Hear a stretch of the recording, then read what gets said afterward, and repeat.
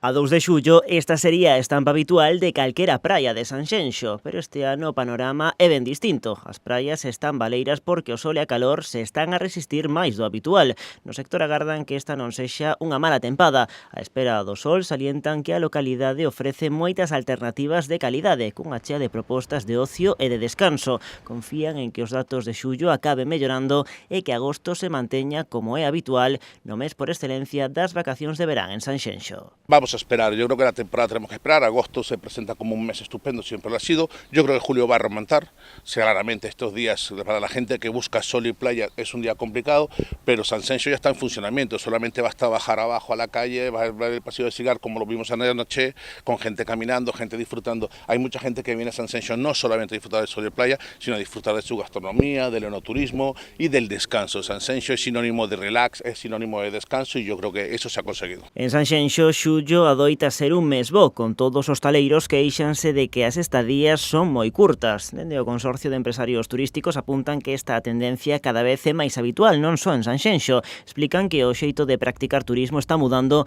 e que os visitantes prefiren vacacións fraccionadas ao longo do ano. No es un problema de los destinos, es un problema de la forma como la gente sale de vacaciones. Está cambiando la forma de la gente salir de vacaciones, se han acabado las estancias de un mes, se han acabado las estancias de 15 días y yo creo que vamos camino a decir que se están acabando las estancias de una semana. La gente quiere fraccionar sus vacaciones, quiere salir un poco a la nieve, quiere salir un poco en el verano, quiere salir un poco en los puentes y por lo tanto lo que tenemos que entender es que el turismo está cambiando, Internet ha llegado para cambiarlo todo y lo que tenemos es que adaptarnos y modernizarnos para seguir trabajando en las situaciones actuales. A falta dunhas previsións detalladas, o presidente do Consorcio de Empresarios Turísticos estima que o balance deste verán deberá ser polo menos tan bo como o do ano pasado. No 2017, xullo pechou na provincia de Pontevedra cunha ocupación media do 84%. No mes de agosto, a cifra incrementouse ata o 91%, facendo do ano pasado un verán de récord en canto a ocupación.